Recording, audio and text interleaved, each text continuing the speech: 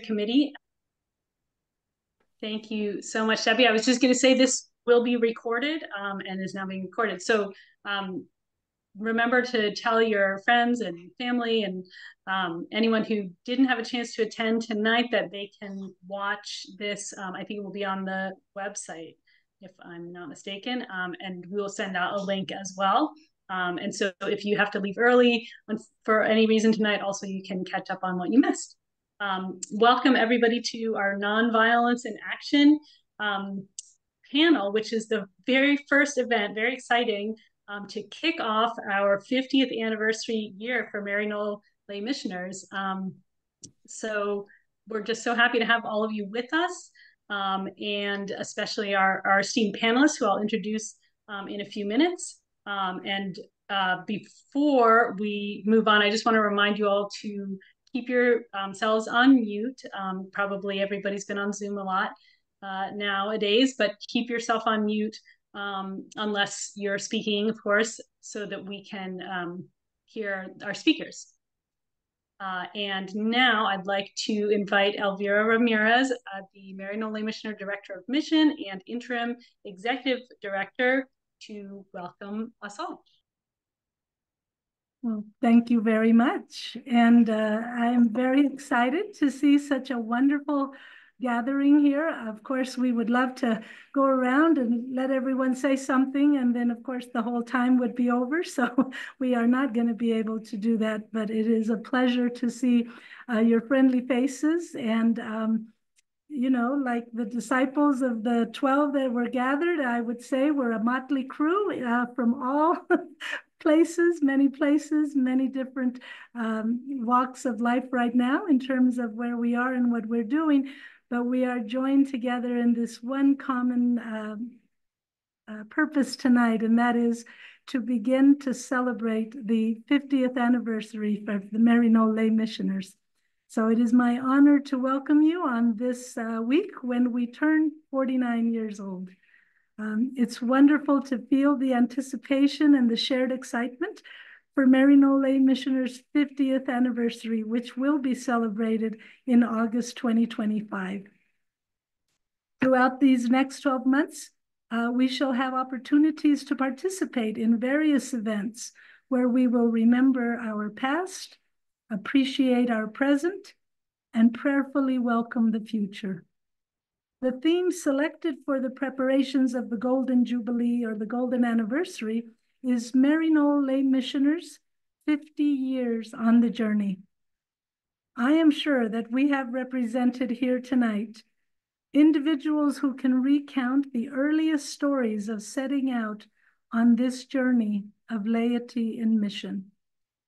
You are a blessing, and we honor every person who has contributed to the legacy, which is now Maryknoll Lay Missioners. This Jubilee will give us an opportunity to celebrate the past. This is true.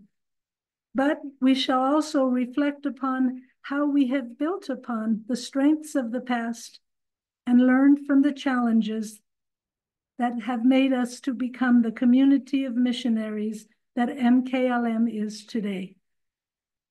The journey has, as Pope Francis has said more than once, included accidents and risks. Along the way, we have had many trials. We have many missioner stories of transformation through trial and error for both individuals and communities, and MKLM is no different. We must pause along this journey, breathe, and be nourished. Heeding the advice given to Elijah in this week's first reading, when we heard the phrase, "Eat, else the journey will be too long for you." The focus on a journey is not on arriving. Another word we could use is pilgrimage. This sets our eyes towards the future, where we know that we are on the move. We are on our way, although not aimlessly walking. However, It is not that in our movement and in our journeying, we go alone. We can trust in God, the Waymaker, to lead us with the wisdom, the values, and the faith that has guided all the missioners, the staff, the board of directors, and the donors who have said yes to this invitation, this calling, to be in mission through Maryknoll Lay Missioners. 50 years on the journey. It's a long time. And yet each missioner carries in their being the relationships that define us today. This includes the peoples of what once seemed like far-off places, the many community partners, and especially the friendships formed with our Maryknoll friends in the society, the congregation, and the affiliates. Let us make this Jubilee an opportunity to celebrate the fruits born out of each encounter that changed lives forever. With gratitude for God's faithfulness, we can trace our roots, marvel at the wings that made us fly, and guided by the Spirit, we can ponder the signs of the times that will reveal how we proceed into the future. Pope Francis often reminds the Church that our nature is ultimately missionary. And in his 2024 message for World Mission Month, he states, "The mission for all requires the commitment of all. We need to continue our journey towards a fully synodal and missionary church in the service of the gospel. Synodality is essentially missionary and vice versa. Mission is always synodal," unquote. Maryknoll Lay Missioners have experienced this for many years, reaching out to people on the margins, listening intently for that which gives life purpose, and going out beyond ourselves in service. This is the way of life, the way Maryknoll Missioners have witnessed it. Ordinary people living extraordinary lives. We have much to celebrate. This evening, the Planning Committee, who is the Always a Missioner Advisory Council, has decided to kick off our anniversary celebrations with a distinguished panelist presentation entitled Nonviolence in Action. This theme reflects the inspired call to action by the 2022 Mission Assembly. Maryknoll Lay Missioners are committed to the process of living out nonviolence in personal, social, economic, and political situations throughout the world. And we invite our friends, partners, and those who support our work to do the same. MKLM will continue to mark our anniversary year with quarterly events. The next opportunity will highlight the ongoing contributions of returned missioners as we award the Bishop McCarthy Award on October 20th to this year's recipients. Please stay tuned for more information, which will be forthcoming. Other activities will be announced for January and April before the culminating in-person celebration on August 14th through the 17th at Maryknoll in New York in 2025. This is an exciting evening. It is wonderful to be together as we celebrate the beginning of this Jubilee year. Thank you so much for coming. Thank you, Anne. Thank you, Elvira. And now I invite Debbie to lead us in a brief opening prayer. Thank you. This is prayer for the decade of nonviolence. I bow to the sacred in all creation. May my spirit fill the world with beauty and wonder. May my mind seek truth with humility and openness. May my heart forgive without limit. May my love for friend, enemy, and outcast be without measure. May my needs be few and my living simple. May my actions bear witness to the suffering of others. May my hands never harm a living being. May my steps stay on the journey of justice. May my tongue speak for those who are poor without fear of the powerful. May my prayers rise with patient discontent until no child is hungry. May my life's work be a passion for peace and nonviolence. May my soul rejoice in the present moment. May my imagination overcome death and despair with new possibility. And may I risk reputation, comfort, and security to bring this hope to the children. In the name of the God of peace, amen. And this prayer was by Sister Mary Lou Kaunaki, OSB. Amen. Thank you, Debbie.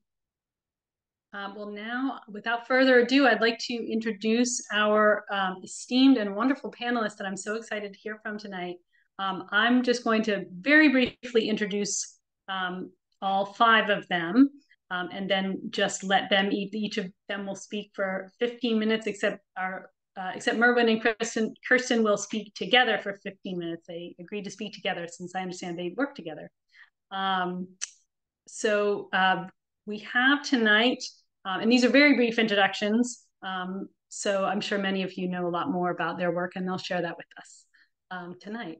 But we're very grateful to have Marie Dennis, who is a member of both the Maryknoll Lay Missioners Board of Directors and of the Executive Committee of the Catholic Nonviolence Initiative. We have Tom Bamat, who served for 23 years as a Maryknoll Lay Missioner in Ecuador, Brazil, and the US, and who subsequently was a Peacebuilding Advisor with Catholic Relief Services. We will also hear from Fred Goddard, who joined Maryknoll Lay Missioners in 1985 and became involved in peacebuilding and nonviolence in the Philippines and Central America. Fred recently retired from the Mindanao Peacebuilding Institute in Davao, Philippines. And finally, we have Merwin and Kirsten DeMello, who served with Maryknoll Lay Missioners and other faith-based organizations in Zimbabwe, Afghanistan, and Bangladesh. And Merwin also served as a lay missioner in Japan and Tanzania. In 2022, Kirsten and Merwin received the Bishop McCarthy Spirit of Mission Award, which Elvira was just mentioning we have coming up for this year in just a couple months. And they received it for their untiring, compassionate, and transformative service, accompaniment, and activism with marginalized people in Africa, Asia, and the United States. So again, I'm just so thrilled to welcome all five of you to share a little about your wisdom and experience of nonviolence with us tonight. And I will invite Marie to speak first. Thank you so much. Great. Thank you so much, Anne, and congratulations to Maryknoll Lay Missioners, 50 years. It's quite wonderful. It's really delightful to see all of your faces and names. It really does feel like coming home in many ways. As many of you know, I worked for Maryknoll in the Maryknoll Office for Global Concerns for about 23 years in different capacities. And during that time of working with the Global Concerns Office, we often did our work for peace in cooperation with Pax Christi USA, or Pax Christi International. Following the 9/11 and the outbreak of wars in Afghanistan and Iraq, we began to ask anew both in Pax Christi and in the Maryknoll Office for Global Concerns, how could we make more of a difference? Why is it that we never seem to be able to stop war, to turn the world in a different direction? So in July of 2003 and May of 2004, Pax Christi International and Pax Christi USA hosted 2 consultations on preemptive peace, beyond terrorism, and justified war. The meetings took place at St. John's University in New York and then at Seton Hall University in New Jersey, bringing together people with experience of violent conflict from the Global South, academics, theologians, peace activists, peace practitioners, and representatives of Catholic institutions. We had a facilitated conversation each time that was built around 3 questions: just war or justified war? What about the use or the misuse of the just war tradition? Secondly, how can we respond to real or threatened violence, to human rights violations, to threats to use weapons of mass destruction and other so-called just causes for war without violence? And how can local or indigenous peace initiatives contribute to the efforts to avoid war, even in the face of grave threats to peace? Those 2 consultations led Pax Christi International, Pax Christi Worldwide, to pursue what I've come to believe was a more mature theology of nonviolence, a more developed social spirituality of nonviolence, and a deeper understanding of the possibilities for the application of nonviolence in current global, regional, national, or local contexts. We also began to collect stories about nonviolence from members and friends around the world, asking, why do you commit to nonviolence? Is it because it's your only choice? Is it because it's connected to your faith tradition? Is it because you found it to be effective? We began to collect those stories. And then as I transitioned from the Maryknoll Office for Global Concern to serve as co-president of Pax Christi International, we began to ask again, how could we really make a difference? What access do we have to opportunities to move nonviolence more out there, more centrally in the Catholic tradition? And we decided that since we were a Catholic organization, this was then Pax Christi International, that we would try to move nonviolence to the center of Catholic teaching and theology. Shortly after that, in 2016, we miraculously co-sponsored with the Vatican a conference on nonviolence and just peace that many of you will know about. It was a conference that brought together about 80 people from around the world, mostly from zones of war and other expressions of violence and violent conflict. And the question that we were asking was, how is nonviolence, how is it useful in the context where you're living and where you're trying to build peace? From that conference, we wrote an appeal to the Catholic Church to recommit to the centrality of gospel nonviolence. And shortly after that, established what is now the Catholic Nonviolence Initiative. Following the conference, the Catholic Nonviolence Initiative began to reach out to every sector of the church: Catholic universities, the Vatican, Catholic universities, religious congregations, dioceses, parishes, some international Catholic organizations, to try to generate a new conversation about violence and nonviolence.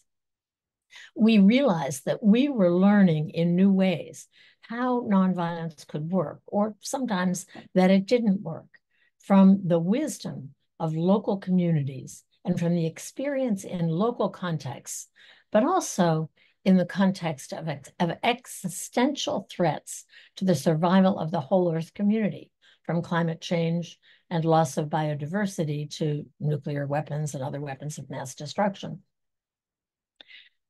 Throughout that process, Maryknoll, the Maryknoll Office for Global Concerns, was a very active partner, along with a number of other partners, including the unions of superiors general of both religious women and religious men based in Rome, Pace Bene Nonviolence Service, Sojourners, the Columbans, and others.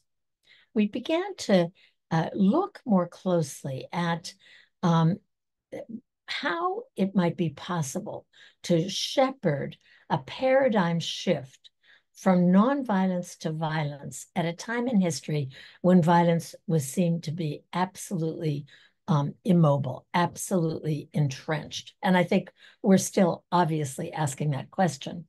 We now, we're all looking at the reality in Ukraine and Gaza and Sudan and Haiti and Myanmar and on, recognizing that the first instinct of for that we all are sort of trained to act out of is an instinct to protect or to interrupt violence using violence. And it became clearer and clearer to us, as to many, many other people, that nonviolence was not idealistic. It was not pie in the sky, that it was actually, it was a spirituality and a way of life, certainly, but that it was also a very diverse set of many proven effective tools that could be used often effectively to prevent violence, to interrupt violence, to protect communities that are threatened, to protect the earth where that's being destroyed and threatened, and to build a new way of being. We began to talk about nonviolence as different from pacifism. We talked about it as a skill that we could begin to learn more about and began to do that, especially as we connected more and more with researchers and practitioners of nonviolence in different parts of the world. So in the middle of that process, I think one of the most delightful and hopeful moments for me personally was when Maryknoll Lay Missioners made a commitment to nonviolence as central to your identity. The thoughtful process that you used, that Maryknoll Lay Missioners used in making that decision, and the beautiful work that Maryknoll Lay Missioners have been doing around the world to flesh out what that means, to try to understand what does nonviolence look like in the different contexts where you're facing many different expressions of violence, sometimes direct violence for sure. We're all facing the violence of war in certain places, but you also know how deep and subtle violence can be, whether it's physical or emotional or cultural or environmental and so on and so forth. So for the last 8-9 years, the Catholic Nonviolence Initiative has been developing, shepherding a conversation sort of throughout the Catholic Church worldwide, wherever we could begin to do that. Obviously, with many partners, we've been surprised and delighted by how receptive the church, and in many ways the world of people working at a real level, living life day by day, are to the possibility that we could build a world that was rooted in a deeper and richer understanding of nonviolence. This coming month, and I'm going to just wrap up with this, in the coming month, we will initiate what we're calling the Catholic Institute for Nonviolence at an event in Rome right before the Synod launches. And we will offer to the Synod participants 4 seminars that respond to the questions that were raised a year ago during the Synod gathering in October of 2023. One was, how do we respond to conflict without violence? And the other was, what about self-defense? What about legitimate self-defense? How do we think about nonviolence in that kind of a context? So we're bringing some of the most practiced practitioners of nonviolence and some of the best researchers who have been doing nonviolence research around nonviolence to offer these seminars. And then we hope that conversation will be continued by the Catholic Institute for Nonviolence, which will be sort of launched during the Synod process and then go on living after that. It will be mostly virtual with a small presence in Rome, but we have a wonderful list of an advisory council already in place that we believe will enable the Institute, along with the Catholic Nonviolence Initiative, to continue to make a contribution along with the Catholic community toward a world where nonviolence is dominant from the youngest children sort of throughout our communities.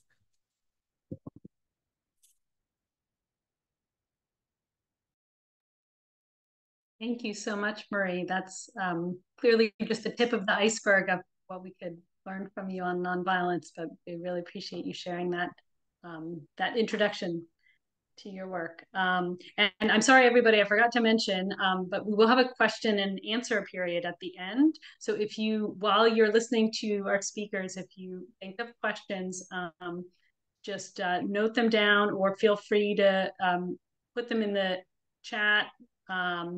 But we'll be answering them, or we'll be inviting our panelists, I should say, to answer them at the end after all of them have spoken. So next, I will invite the next person on our panel to go, who is Tom. Tom, welcome, and we look forward to learning from you. Thank you. Thank you, Anne. So nice to see so many of you. I won't characterize your faces with any particular adjective.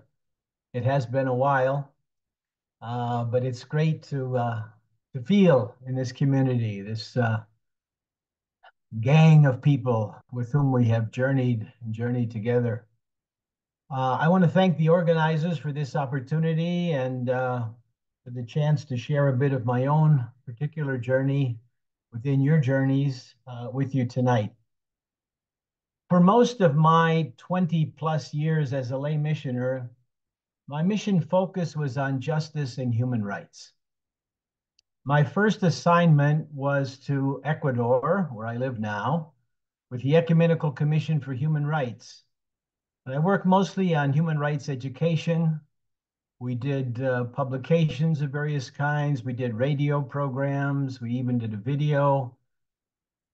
Later on, after a period in the States, I worked in Brazil with the Pastoral Land Commission. And there the focus was on justice for landless farmers and a study on what kind of a difference it made if people had their own land as opposed to living on the land of someone else. A certain turn, not towards nonviolence per se, but towards peace building, came with a symposium when I was working at the Center for Mission Research and Study at Maryknoll, New York.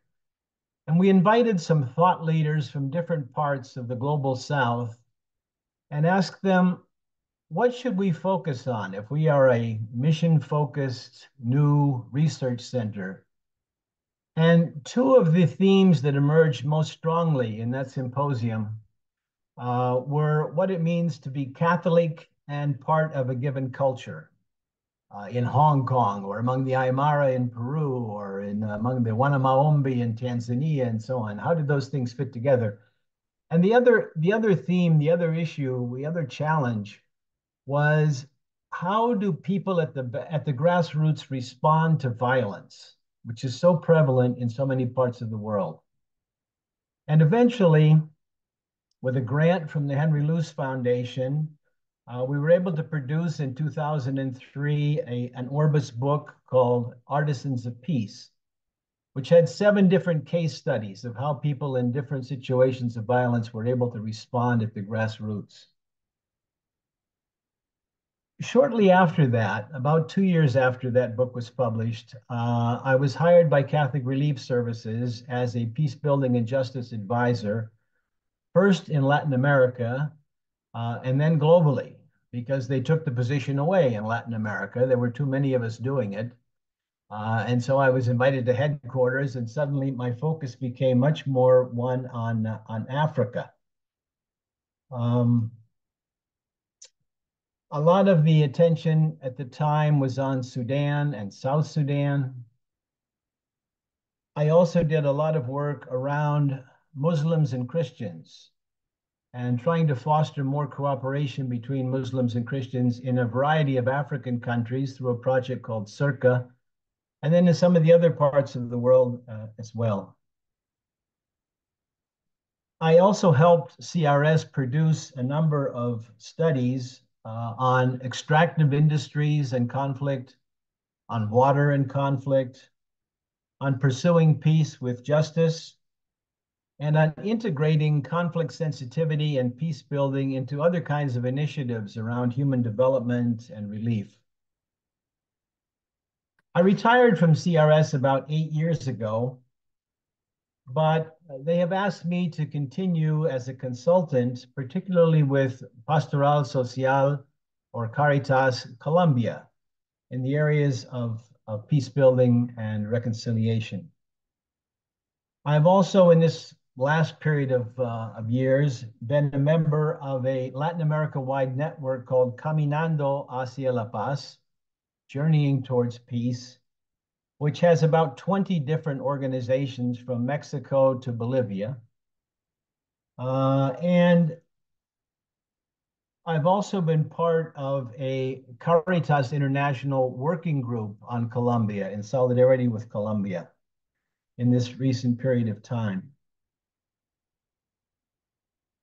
When I should say, when the network gets together twice a year, once it's somewhere in Colombia, we were at the Darien Gap most recently, and we'll be on the edge of the Amazon in November.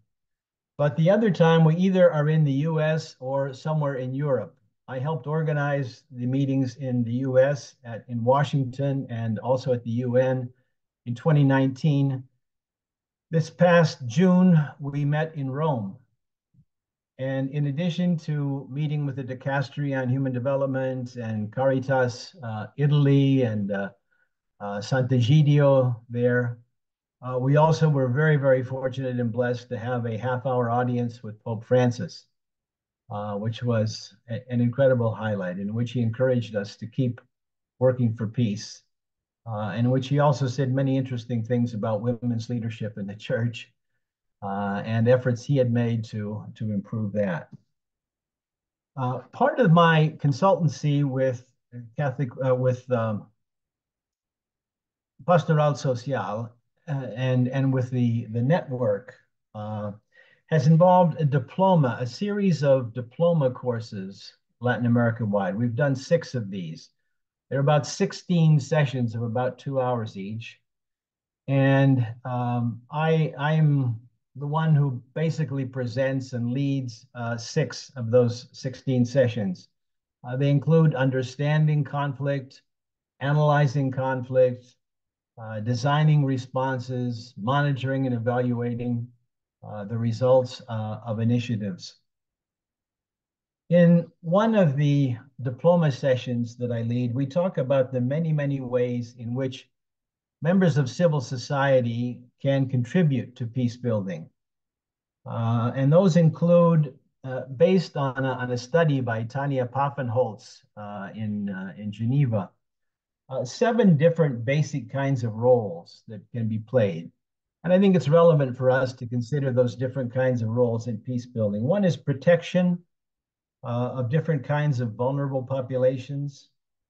A second is monitoring human rights, public policies, signed agreements for peace. A third is advocacy, including demonstrations and campaigns and efforts to change legislation. A fourth is peace education, both in schools and in popular education, education for nonviolence. A fifth is social cohesion, working for mutual understanding and cooperation among people. A sixth is dialogue facilitation and mediation. And a seventh is social services that are not really focused on building peace, but that are entry points for peace building, perhaps working on something like livelihoods for young people so they won't be so attracted to violence, or focusing on children's health, which is a shared interest of people on almost any side in a conflict. And in the session on understanding conflict, which is the first one that I facilitate, we play a little association game at the beginning of conflict. What sorts of words do you associate with conflict? What kind of concepts do you associate with conflict? And then we ask about what kind of emotions do you associate with conflict? And almost all of these things are negative. And yet the point we're trying to make is that conflict is natural in our human existence. Conflict is almost unavoidable in many, many situations. What we have to do is to transform conflicts at many levels, from the personal to the relational to the structural to the cultural, so that we can, in many cases, make steps to improve relationships and social situations and social structures. Conflicts are often inevitable in our lives, we say, and yet the point is that violence is not. And I join Marie in saluting the current Maryknoll Lay Mission focus on nonviolence in action. I hope that all of us, wherever we are, whatever we're doing, can in some way be artisans of peace. Thank you.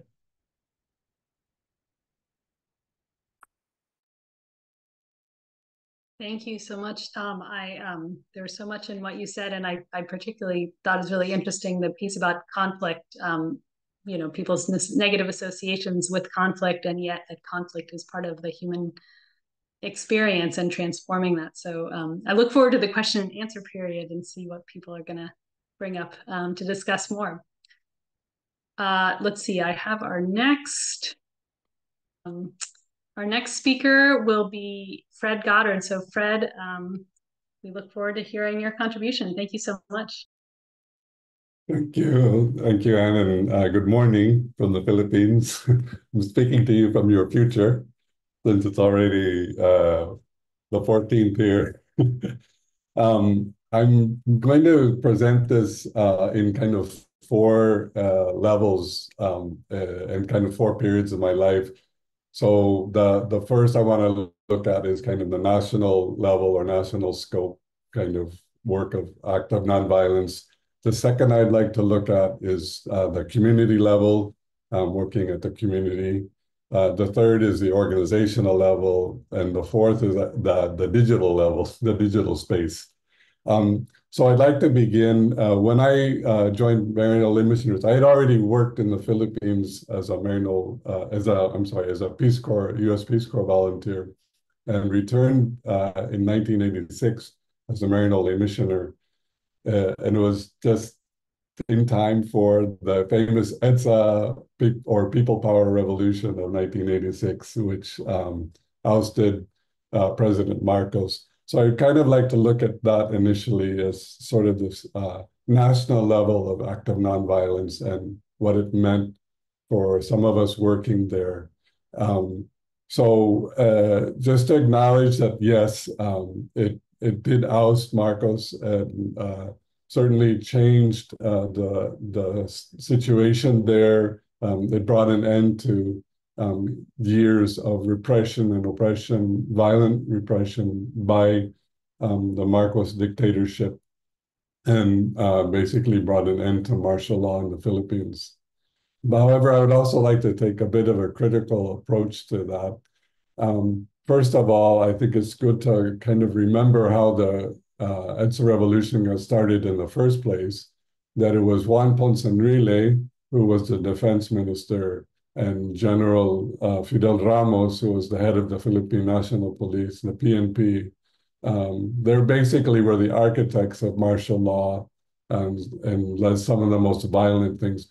They began this with a coup, but the coup was, in a sense, unsuccessful. They had to take shelter, and that's when people started to come out. And the idea was that they were going to protect Ramos and Enrile. So for me, looking back on it, this is the very moment of supposedly working to an aspect of nonviolence, is protecting these military men who were very much part of martial law. So it's also good to recognize who was being served at this, that there was a strong grassroots movement for change throughout the Philippines prior to this.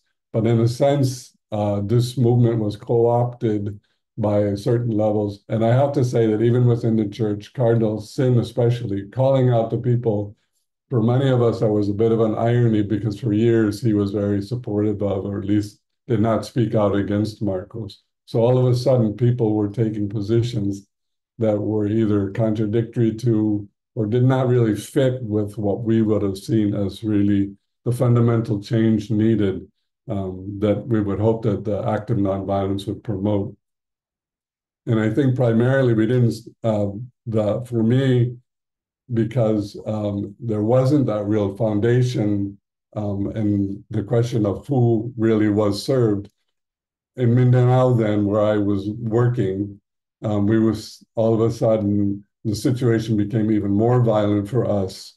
There was much more, there were more killings, and it became, instead of a sort of this organized military repression, it became a much more chaotic and paramilitary groups. So much of the situation in Mindanao, where we were in Davao City in particular, there was more violence. So then we still continued our own levels of active nonviolence by being in the street, protesting killings and so forth. But I also look back on that with some critical perspective of my own participation in levels of active nonviolence, because we were also, in a sense, collaborating with, whether intentionally or unintentionally, with a movement that also had an armed side to it. So I would say the New People's Army in the Philippines, those struggling. So it was a kind of, the struggle for change had both its active nonviolence and its violent side to it. And there was some unity in that, but so there was questions. Even I look back on my own role in that with some criticism. And I'll come back to that a little later. So my first experience was certainly thrown into the middle of a change of a situation of violence, and then witnessing and participating in many levels of active nonviolence. And I bring to that, again, a critical perspective. From Philippines, my wife and I, Jeanette, we went to Nicaragua. And I think there was also time, it was when Violeta Chamorro had just come into power. And so the levels there, I would say that at the community level, this is where we became very involved in active nonviolence, because there was, in Nicaragua, they had the Contras, then they had the Recontras, and they had the Revueltos. So it was kind of this whole mix of people on different sides. But being in a community in Managua, in a poor barrio, our main role was to try to work for peace at the community level. And so that contained for me three elements. One was we had our Ministry of Visiting Families, or which Maryknoll Lay Missioners have long times had the accompaniment. But that involved, for us, that meant visiting, no matter what side people were on, whether they were pro or anti-Sandinistas, we made sure we visited all of them. The second level of response is working with children. So we developed the Centro for Niños y Niñas de la Paz, so the Center for Children for Peace, working with them. And we did the program, Child to Child program. But in doing that, the first issue that children identified was the violence in the community. So our initial activities were actually working for active nonviolence conflict resolution with children. And though through that, the children also taught the adults. So it was really working with them. And the third response that we had in Nicaragua was working with, we had gangs in our neighborhood, and we, along with especially the grandmothers, organized alternate activities for the gangs. And this included basketball and softball games. So there was a real level of being right in the community and recognizing that at the community level, that need for working toward peace and being involved in active nonviolence. We returned to the Philippines. So this is now entering my post-Maryknoll Lay Missioner stage, post-Maryknoll affiliate work. We returned to the Philippines in 2012. And this is where I was most impressed with the shift in many organizations, the blooming of peace-building organizations. So I joined the Mindanao Peacebuilding Institute, and I don't have to say much about it because everything that Tom shared is basically what we're doing in the Philippines. The whole idea that our philosophy is that of what we call the conflict transformation. John Paul Lederach's was really instrumental in the founding of the Mindanao Peacebuilding Institute. So we are a training institute working with grassroots peace builders, but also have had projects working with indigenous peoples and resource-based conflict. So getting how to solve that. But I say this is also a level where I would look at active nonviolence on the organizational level, because even though we were a peacebuilding training institute, we also had these conflicts, good conflicts, within our organization. So within the organization, I had facilitated using nonviolent communication. So we as an organization also felt that we can't just train people in peace building. We also need to be examples ourselves as peace builders. And so we would use in our own conflicts within the organization, use nonviolent communication to try to resolve issues. Much of it, I can't go into detail on a lot of that because it's the personal, but it was really a commitment to doing that.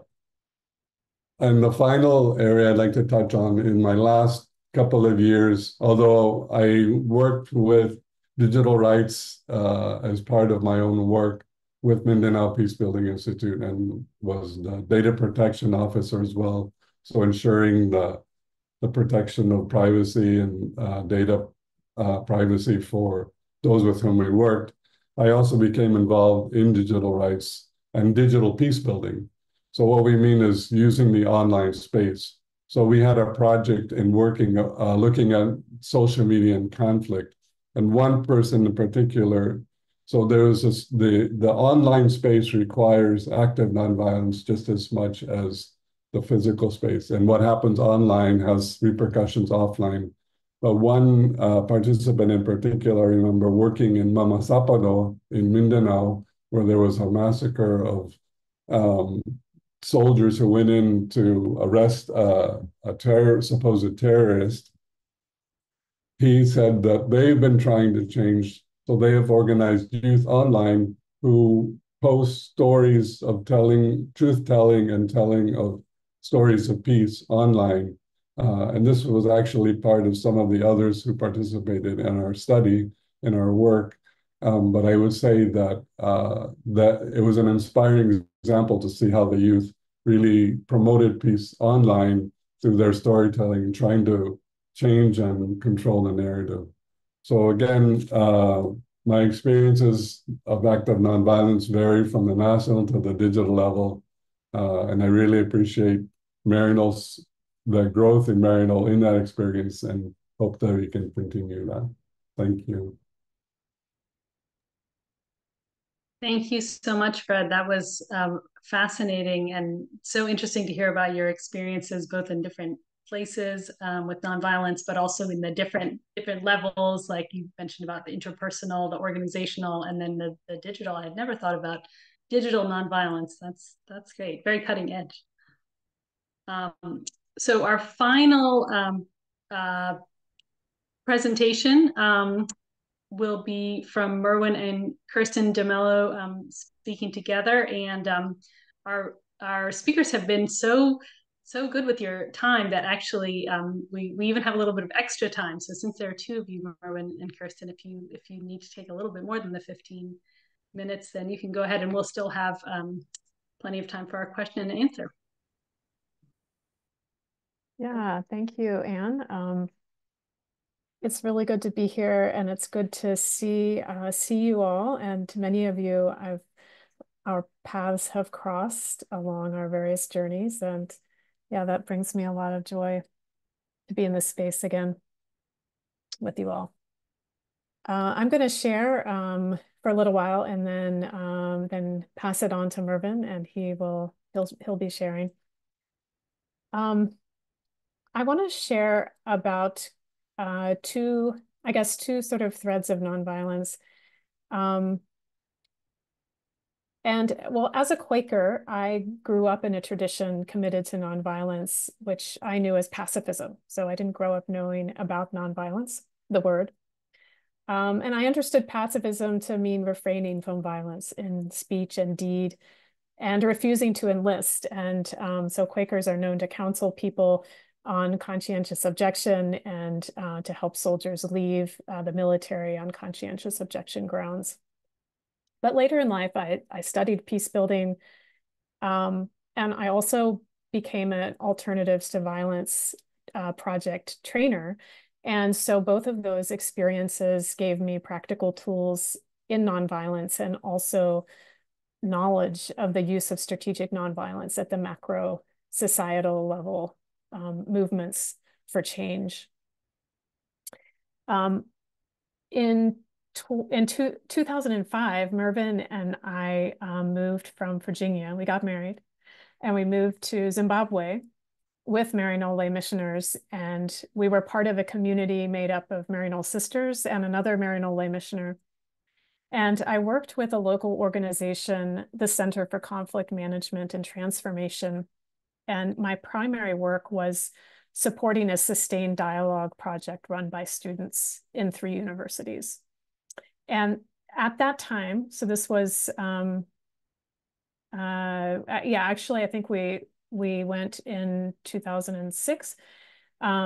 So over those years, this was quite a lot of heightened political violence, as President Robert Mugabe was further entrenching himself in power, and coming down very hard on anybody in opposition to him. And so this political violence and the polarization overall in the society was impacting the universities, and unfortunately the students as well. And some of the conflicts that we could see at that more national level were being mirrored at the university level too. So these dialogue clubs were spaces where students across differences could intentionally build trust and find shared values through regular dialogue sessions. Every 2 weeks, they would sit down and talk and share stories, and listen to each other on particular storytelling themes, and then eventually to take action together after about a year or 6 months to a year of telling stories and really building trust. They would decide to take on a particular issue on their campus, and then start to take action on it nonviolently. So that was one of the things that I was involved in Zimbabwe. But I want to say that my personal commitment to nonviolence during our time in Zimbabwe was how to be a white person in a nation with a history of racialized colonialization. So while Black Zimbabweans had succeeded in gaining their independence from white colonizers of British and Dutch ancestry, and they'd gained political power, racism was still embedded in the economic systems, in the agriculture systems. And it was still very much present in the treatment of Black Zimbabweans by white Zimbabweans. So I stepped into historical molds and patterns of white and Black interactions. So the challenge for me was to remain conscious and alert to the dynamics around me, to try hard not to perpetuate relations of dominance and superiority. And I did make many mistakes, but I became very intimate with and more comfortable with the feelings of discomfort as I struggled to not slip into the historical patterns of racism. And walking with the university students in those dialogue clubs gave me a lot of material to practice with. And I would say that that experience of anti-racism as interpersonal nonviolent resistance has been a thread throughout these past 20 some years, living in different contexts, and has especially helped me while living in the US to be alert to dynamics of white supremacy, power, racism, and to take action. And in particular, as Mervyn and I have been working, we worked with Mennonite Central Committee in Afghanistan and then in Bangladesh, and I continue to work with Mennonite Central Committee here in DC. And one of the things that the organization has been working on is how to overcome its own colonial patterns and molds, as any international NGO or relief organization that's working in different countries with headquarters in the US and Canada. It's very easy to slip into deeply rooted tracks of colonialism and racism. So that's something that I've had the opportunity to be part of in this in Mennonite Central Committee, to try to undo that and reshape how we are as an international organization.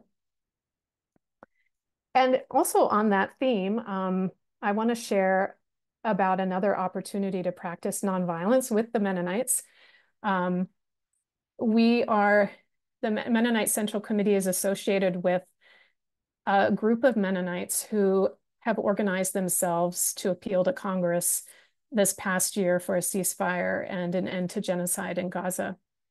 Like so many groups have, including a local group here in DC, Christians for a Ceasefire. So I joined this group called Mennonite Action for a nonviolent direct action in the Cannon House office building adjacent to the Capitol building in January, and then again a few weeks ago in the Hart Senate office building. You may know, maybe you don't, but that Mennonites have a strong tradition of singing in 4-part harmony. So this is a nonviolent direct action in the form of singing. We gathered ahead of each action, and practiced singing together, and we rehearsed our actions. Then at the appointed time and location, we filed in and sat on the floor in concentric circles and began singing songs of hope and peace and lament for the suffering of the people in Gaza. A counter message, what we hoped would be a counter message to what many members of Congress are hearing about. And the Capitol Police arrested us one by one while we continued to sing. That groundedness and solidarity and power that I felt in those moments and other times of nonviolent direct action is now embedded in my bones, in my muscles, and my vocal cords. And as I close, I would like to invite you all to sing with me in your space. I'm going to put these words to this very simple but powerful song into the chat, and I think that you'll be able to catch on.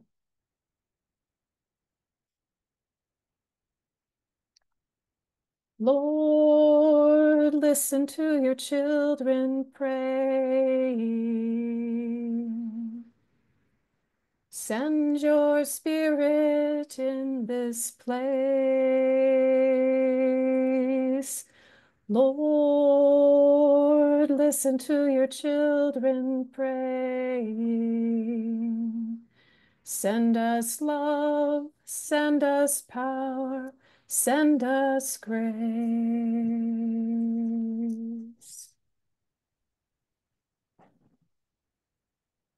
I'll pass it to Mervyn. Yeah, thank you, Kirsten. And that refrain rings through my mind as well, because I've heard it a lot at home. It's wonderful to be with you all on this call, sharing within this theme of nonviolence. And another refrain runs to my mind as I see you all, and that's forever young. So it doesn't matter how we look, we're forever young. Now, I thank you all for this invitation and to listen to the inspirational sharings that went ahead of me. Now, as I reflect on my role as a peace builder, I realized that two nonviolence principles guided my time in mission and currently. The first is nonviolence is not passive, but requires courage. And the second, nonviolence seeks reconciliation and transformation, not defeat of an adversary. Now, one of the themes that we constantly use as lay missioners is once a missioner, always a missioner. So, although I'm going to be sharing from my time in Afghanistan and Bangladesh, where I was, with Mennonite Central Committee, remember, I'm always a Maryknoll Lay Missioner. So, in Afghanistan, where Kirsten and I were immersed in an Islamic culture from 2014 to 2017, and where the social fabric is torn apart by 40 years of conflict. A foundational cultural tenet there is mehman nawazi, or caring for the guest. So it is in this context that I spent a lot of time on the streets, being vulnerable, taking risks, getting to know people in their day-to-day living, those cycling within the web of violence and trauma, allowing for the building of trust, dignity, and healing in small yet incremental ways. Now, this experience prepared me for my engagement with the Afghan peace volunteers. These youth, male and female, dedicated to change in this violent context, came to Kabul from far-flung provinces, spanning the Sunni-Shia sectarian divide, lived and modeled the Gandhian experiments with truth and nonviolence. They were saying no to man-made borders, no to stifling norms, to drones, to poverty, but yes to kite flying, yes to teaching street children, to stitching duvets, to abolishing poverty, and to permaculture. Kirsten and I facilitated peace circles, listening and peace circles for these youth, making a safe space for healing from trauma, creative expression, restoring dignity, and forming leadership. From their joie de vivre, we learned to dance the national and traditional Pashtun dance, the Atan, and to live the unabashed joy of the moment. In Bangladesh, I joined the Teze Christian Brothers community, planning and journeying with intergenerational groups on interfaith pilgrimages to Hindu, Jain, Sikh, Buddhist, Sufi, Baha'i, Jewish, and Christian religious sites. Together, we plumbed the meaning of scriptural passages in all these faith contexts, embraced faith practices and precepts, and at each site, performed simple acts like preparing our meals and clearing the overgrown garden spaces. Our goal through forging these relationships across the religions or faiths was to build an early warning platform for influential religious leaders to preempt and intervene in divisive violence provoked by opportunistic political power brokers. Now to the present.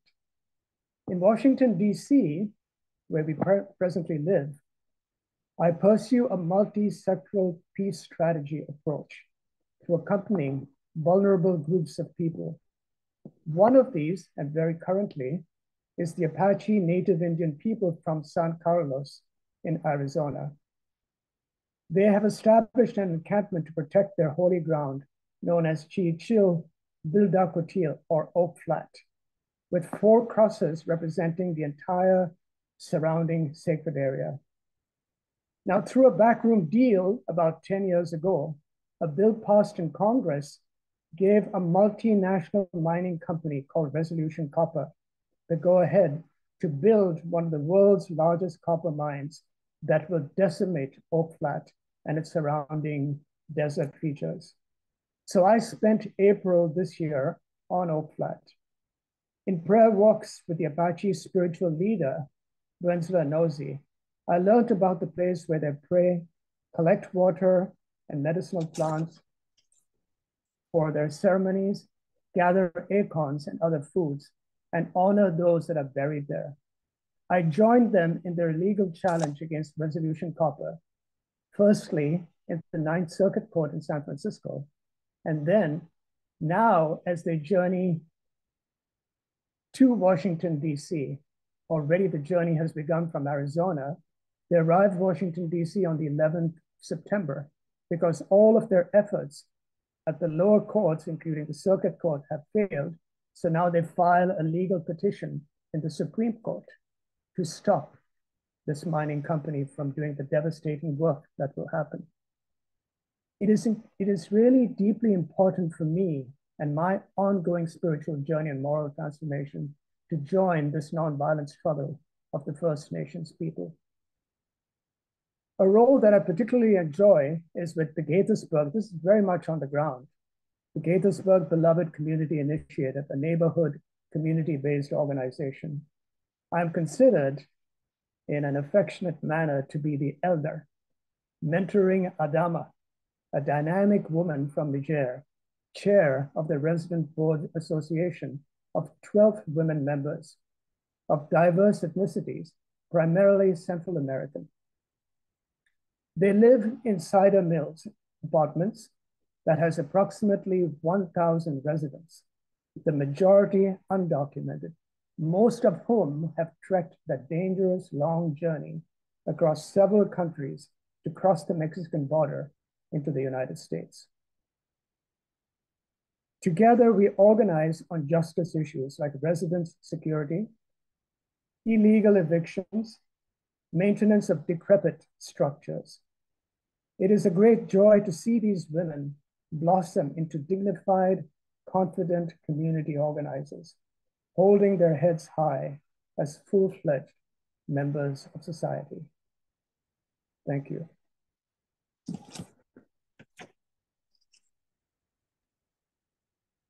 Thank you both so much for sharing those fascinating just glimpses into your work. And I especially love, Kirsten, your bringing us to a new way of nonviolence through song. That's really beautiful.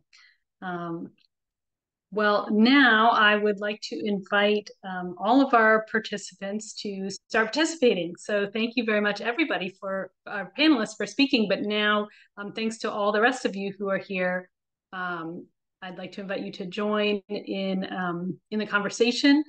Feel free to type questions into the chat. Debbie's going to be watching the chat. So if you want to just type the question in, then Debbie can ask it to the panelists. If you have it for a specific panelist, feel free to direct it to someone about their specific work or just general. Or if you'd like to just unmute yourself, you are welcome to do that and just go ahead and ask your question. That would be wonderful.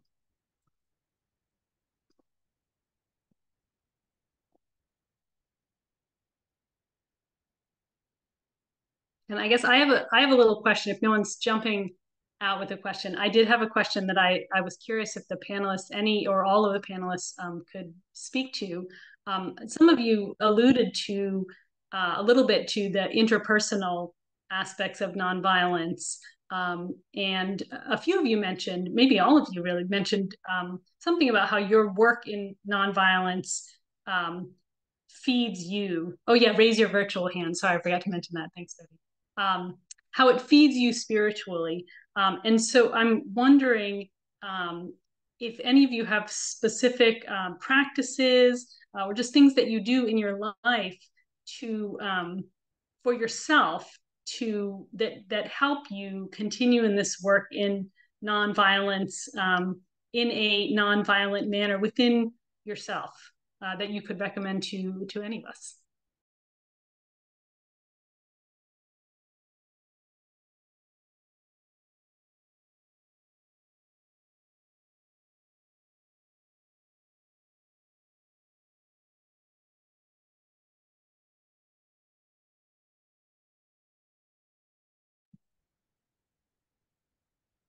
This is Tom, and maybe I'll jump in quickly on this. I think one of the struggles for us many times is to maintain our sense of hope. It is so difficult in the face of conflicts and the conflicts that are going on now, and I'm so grateful that the question of Gaza came up. Mercedes and I have marched 3 different times here in Quito around Gaza, but I think there's a very interesting distinction to be made between being optimistic in terms of a rational calculation of what's going to work and being hopeful, which involves a mystical sort of dimension, and I think is maintained many times precisely at that interpersonal level. When we share with other people, when we realize we're not in this alone, when we realize that others are doing this, whatever is going to be the outcome, because it's worth it, because it's the right thing, because it's a response to our call and faith. And I think that community is helpful. I enjoyed having the Maryknoll community around when I was part of Maryknoll. And when I went to Catholic Relief Services, that was gone. But today, with the network of Walking for Peace, Journeying for Peace in Latin America, with the Caritas group and so on, there is that sense of community that I think helps us hang in there, that interpersonal dimension that is so helpful in terms of maintaining hopefulness. I also had a question about whether the diploma course that I was involved in could be shared if people can enlist. Unfortunately, it was wide open at one point. Now we're kind of focusing on building capacity in different organizations, but I'm happy to share at least the PowerPoints of that diploma course with folks if they'd like to see them. I think you get a basic gist at least of where it's going. Thanks.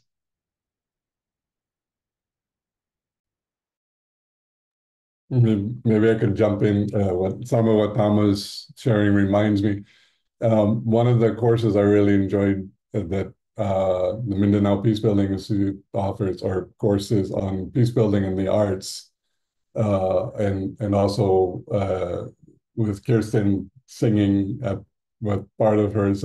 I think that's also part for me of strengthening the idea of being able to promote nonviolence so it could be music, it can be art, it can be poetry, but just cultivating that internally and then using that express outwardly is one way, I think, of being able to develop our strength in being promoters of nonviolence or active nonviolence. So our art can express that, but it can be both an internal exercise for ourselves for developing our personal space, but it then can also be an external expression to those. So I think whatever art touches you, it does, and it can be as simple as you like, or it could be, some people are much more elaborate and skilled in it, but it's the work of art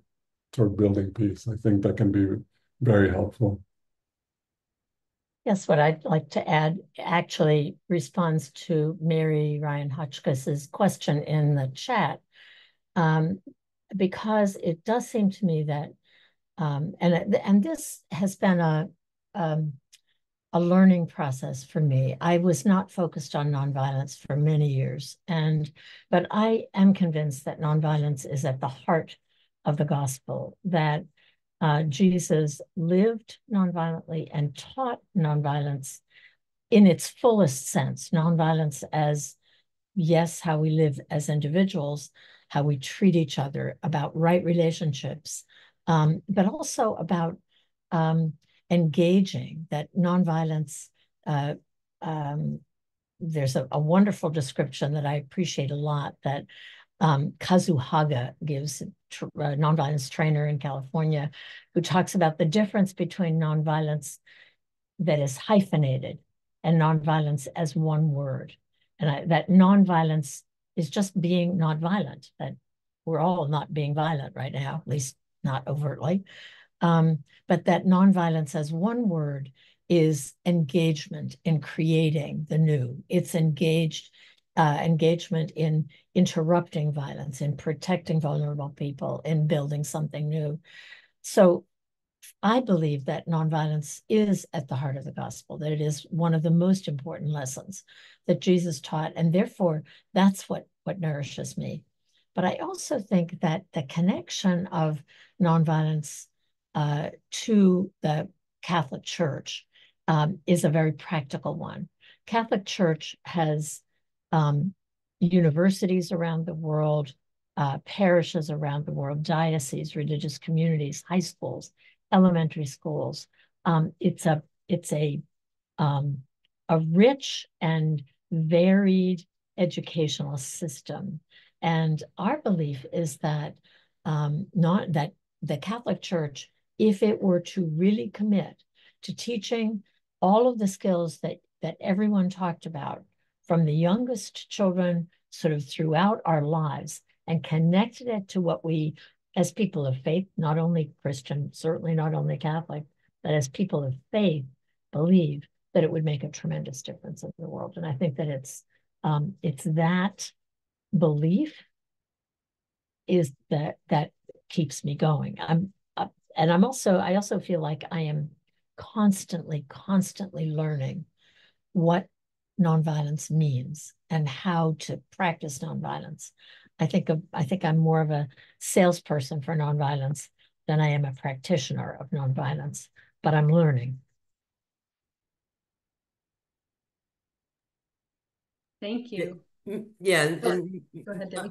Adele has had her hand up for a while, so. Thanks, Debbie. So my question comes, I think it was Marie talking about at one point, workshops or whatever, legitimate self-defense. So it's the kind of thing where I'm always learning, trying to learn to be nonviolent, not always succeeding. But I also think of myself as being a pacifist. And I remember my brother once saying to me, what if somebody were coming at you? Wouldn't you respond? And I, like if I had like to get a gun or whatever. Or if somebody were trying to hurt, and then he was like, my child, and, like lay the guilt on, maybe you're gonna, not protect yourself, but of course you're going to protect your niece, and I was like, no, so I guess a little bit more about legitimate self-defense and what is, I don't know, not expressing it well, sorry. Well, maybe just a couple of words to, since you mentioned what I said, I do believe that pacifism is an inspiring ethical stance, and that many people make a commitment to never use violence. In the work that we've been doing as the Catholic Nonviolence Initiative, we have differentiated nonviolent practice from pacifism because we believe that nonviolence, to put it into practice at a societal level, which is what we're trying to move forward, will be a process, and that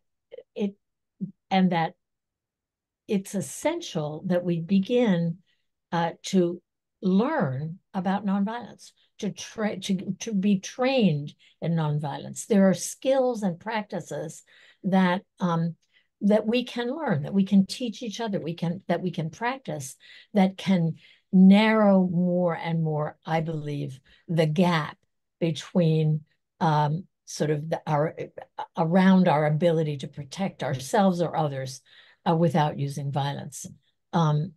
The emphasis that we put on training, and on research that helps us to know what works when, based on empirical evidence. And I think that that whole field of that will help us understand nonviolence is incipient. It's just beginning to break out, maybe over the last 30 years or 35 or 40 years.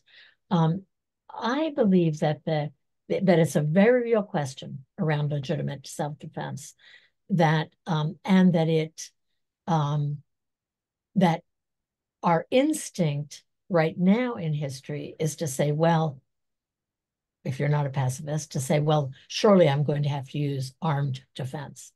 And I think that it's exactly at that point that experience, research, learning from different cultural experiences and how different peoples, different cultures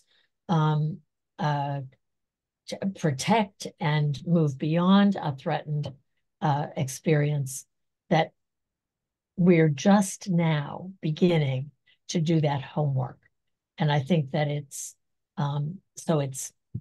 when we challenge the church to move beyond the just war theory, what we're trying to do is to say, move beyond a place where the assumption is that the only way to defend yourself or someone else or your country is with weapons, and start investing in learning what are all the other methodologies, from addressing root causes from the beginning all the way to learning tools of defense that are practical and functional in different circumstances. But it's an imperfect, I think it's an imperfect, we're at an imperfect place in the process of learning.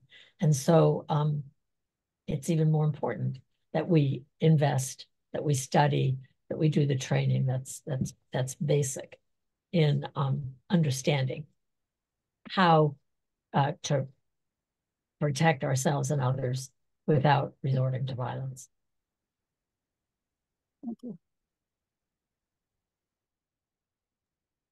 Marvin, do you want to respond to that question, or do you have a question? Yeah, I don't have a question. Just sort of a comment. Yeah, it's basically a comment on the question that was just asked in terms of legitimate self-defense.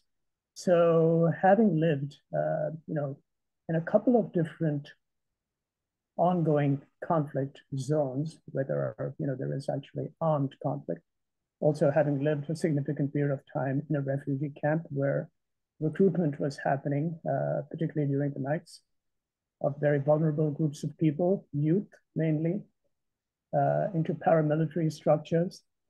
And then, in both of these contexts, having established and taught peace-building curriculum, which included nonviolence, or nonviolence communication, the spectrum of nonviolence.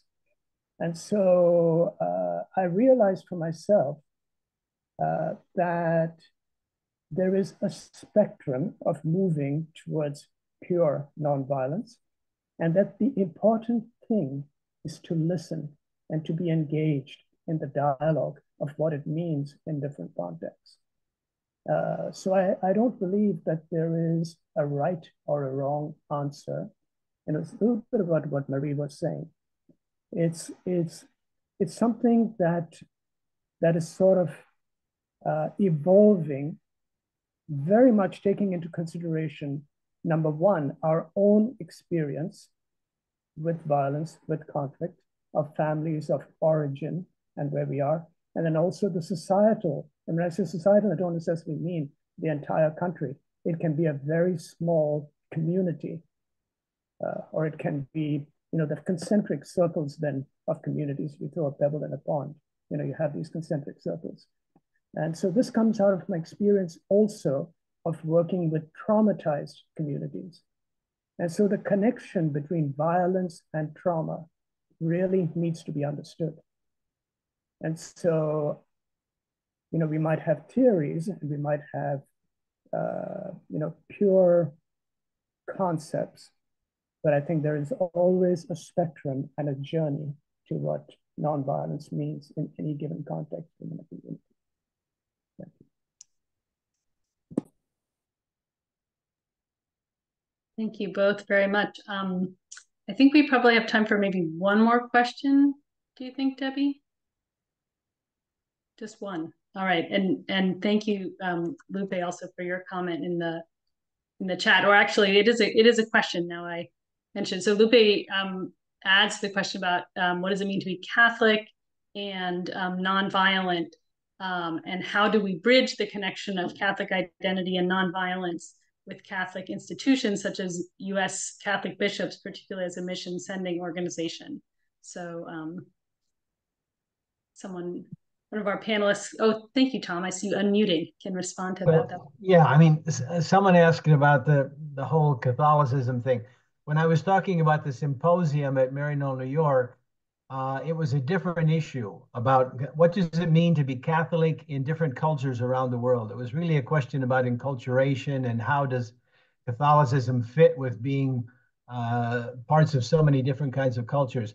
I think the whole question of nonviolence and Catholicism is in process, and I think Marie is helping us lead the charge.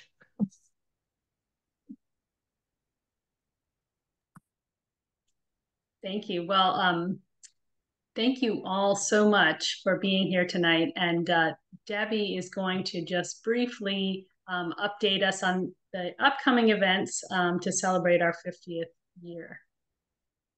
Great. I'm going to share my screen and hopefully you can see this. We want to encourage everybody each year. For the last few years, we've recognized the returned missioner who is serving here in the United States after being a Maryknoll Lay Missioner. And so if you go to the mklm.org, McCarthy nomination, you can nominate somebody, and we'll be doing the award on October 20th. And you can find out more about what the parameters of that is in the nomination form. So the nominations are open for like another week or so. So please go to that our website and nominate somebody. And then the last thing is our 50th anniversary. Elvira told us a lot more about that, but you can also check the mklm.org events for updates about what's upcoming events, and also mark your calendars for August 14th through 17th, 2025 at Maryknoll. So I will stop sharing right now. Thank you, Debbie. And I know Elvira mentioned earlier, but just to remind you, we also are planning a few other events between this event and that culminating event 1 year from now in person, which I'm so excited to be in person. That will be amazing. I hope to see many of you there and get to meet you in person. But please do check the events page for those two events we'll have in between as well that our committee is working on. And finally, Elvira, thank you so much for closing for us. Oh, it's my pleasure. I think that's just one big example tonight about how Maryknoll Lay Missioners is building upon the great presence and faith and work of the people here. So thank you so much. I learned a lot. I really feel as though we need more of this to talk among ourselves. And I will make sure that we get this recording out to all the active missioners right now and say, this is the kind of thing that we need to grow more in our capacity and ability to do. So I close with a thank you for heartfelt to our speakers. Very amazing. I also want to extend a special thanks to the Always a Missioner Advisory Council, who are planning this event and others to come. And I'd like to name them very quickly for us. Anne, of course, Debbie, Mike Gable, Liz Mock, Courtney Freshwater, John, oh my gosh, I just blanked on his last name, Close, Close, and then Beth Rademacher. Thank you so very much to all of you for coming this evening and helping us to feel this joy, this celebration, and this commitment to continue looking for the good of MKLM in the future. So blessings to you this evening, and thank you. Thank you. Bye. Thank you, Debbie.